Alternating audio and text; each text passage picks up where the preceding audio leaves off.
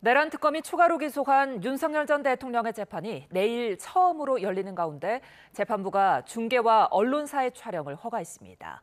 다만 보석신문에 대한 중계 신청은 받아들이지 않았는데요. 현장에 법조팀 취재기자 나가 있습니다. 권준수 기자. 네, 내란 특검 사무실이 있는 서울고등검찰청입니다. 네, 내일 윤 전 대통령의 모습 거의 2달여 만에 볼 수 있는 건가요?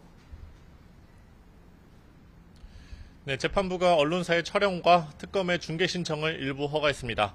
윤 전 대통령이 출석 의사를 밝힌 상황인 만큼 피고인석에 앉아있는 모습이 공개됩니다. 또 법정 안에서 오고 가는 내용도 법원이 자체적으로 촬영해 인터넷에 올릴 예정입니다. 윤 전 대통령은 지난 7월 재구속된 뒤로 내란 우두머리 혐의 재판 등에 계속 나오지 않고 있습니다. 따라서 2달여 만에 공개석상에 오르는 건데요. 내일 예정된 재판은 내란 특검이 체포영장 집행 방해 혐의 등으로 윤 전 대통령을 추가 기소한 사건의 1차 공판입니다. 윤 전 대통령이 비상계엄 당시 국무위원을 일부만 소집해 회의를 열어 나머지 국무위원의 권리를 침해했다는 직권남용 혐의, 그리고 올해 초 공수처가 체포영장을 집행하는 과정에서 윤 전 대통령이 경호처의 물리적 저지를 지시한 혐의 등을 따지게 됩니다. 그런데 보석신문 과정은 촬영이 이루어지지 않을 거라고요? 그렇습니다. 윤 전 대통령이 석방을 위해 청구한 보석신문이 내일 재판과 함께 예정돼 있습니다. 다만 재판부가 이 보석신문은 중계를 허가하지 않았습니다.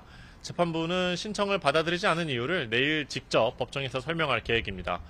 신문에서 윤 전 대통령 측은 건강 악화 등 불구속 재판의 필요성을 강조할 가능성이 큽니다. 반면 특검은 증거인멸 우려 등이 남아있다며 계속 구속해야 한다, 이렇게 반박할 것으로 보이는데요.